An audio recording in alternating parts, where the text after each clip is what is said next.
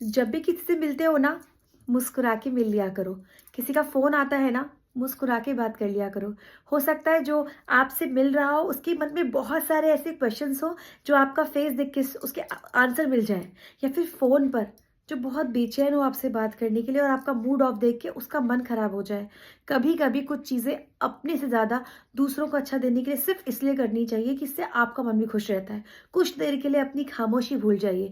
और मन नहीं भी करता है, कार ड्राइव कर रहे हो, वॉक पे जा रहे हो, तो बस हल्के-हल्के मुस्कुराइए। ये मत सोचिए लोग आपको पागल कहेंगे, बस इतना ध्यान रखिए एक बहुत बड़ी थेरेपी है जो आपके मन को हमेशा खुश रहेगी। पॉजिटिविटी रखिए, हर चीज़ में कोई काम बिगड़ रहा है, वो भी अच्छे के लिए हो रहा है, कोई काम अगर अच्छा हो रहा है, वो भी अच्छे के लिए हो रहा है।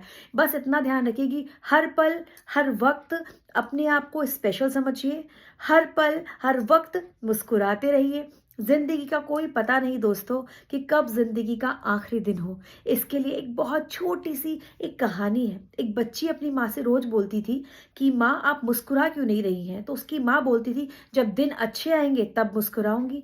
वो लड़की फिर कुछ दिनों के बाद पूछती कि अब तो पापा जी की सैलरी बढ़ गई, अब आप क्यों नहीं मुस्कुरा रही हैं? उसने कहा जब अच्छे दिन आएँगे तब मुस्कुराऊँगी। कुछ दिनों के बाद बेटी बीमार हो गई। उसने कहा माँ अब कब मुस्कुराओगी? उसने कहा जब तुम ठीक हो जाओगी तब मुस्कुराऊँगी। बेटी दोबारा ठीक हो गई, मतलब पहले जैसी थी वैसी हेल्दी हो गई।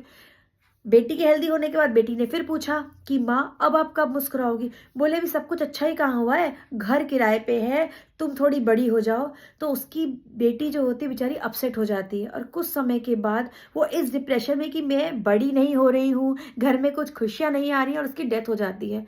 तब माँ सदमे में आ जाती है और सदमे में आकर अपनी बच्ची की सारी बातें याद करके उस सदमे में वो हँसने लग जाती है।